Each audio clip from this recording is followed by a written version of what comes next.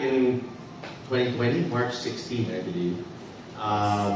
Foodie Global Concepts was one of the few that closed down the entire operations for all restaurants and all stores. It was a different experience for everyone, I guess. But during that time where dine-in was about 90% of our business, right? And suddenly overnight, you lose that. We had 4,000 employees that were working under us, and we had to make sure that they were safe at first, right? But moving forward, we were all confused. We didn't know what was going to happen. And partnerships that we had with Grab was definitely something that we cherished at that moment. We wouldn't have been able to access our consumers without them, right? We are a food group. We don't know anything about logistics. We don't know about managing riders. And we're not trying to.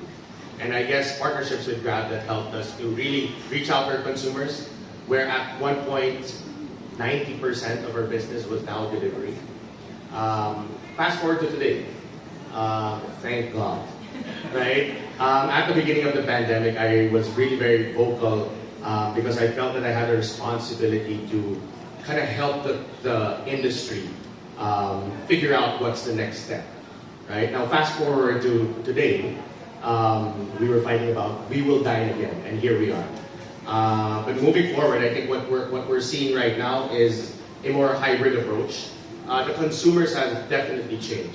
Back in 2020, consumers were scouring online for the next big thing, right? Like, ano masarap na pagkain ngayon? Hahanap ako ng sushi bake, hahanap ako ng kung ano-ano all over, looking and discovering brands online. That was the thing, right? Fast forward to 2023, no one's doing that anymore.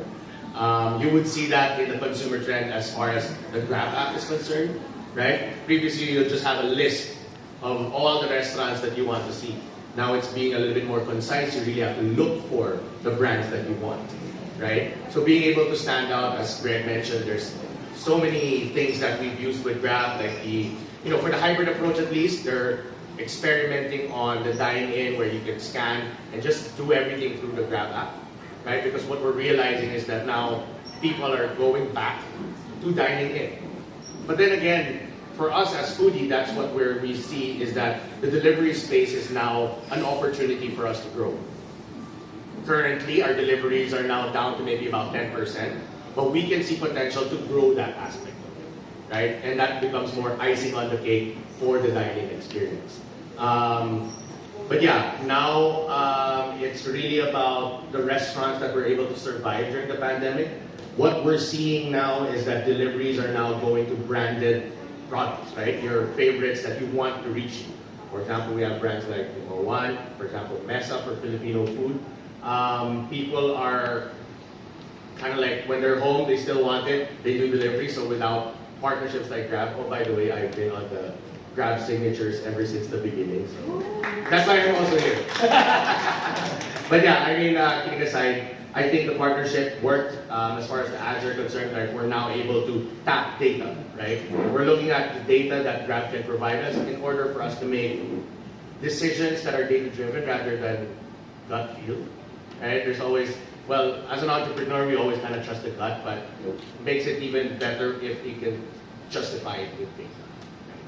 So thank you. Thank you.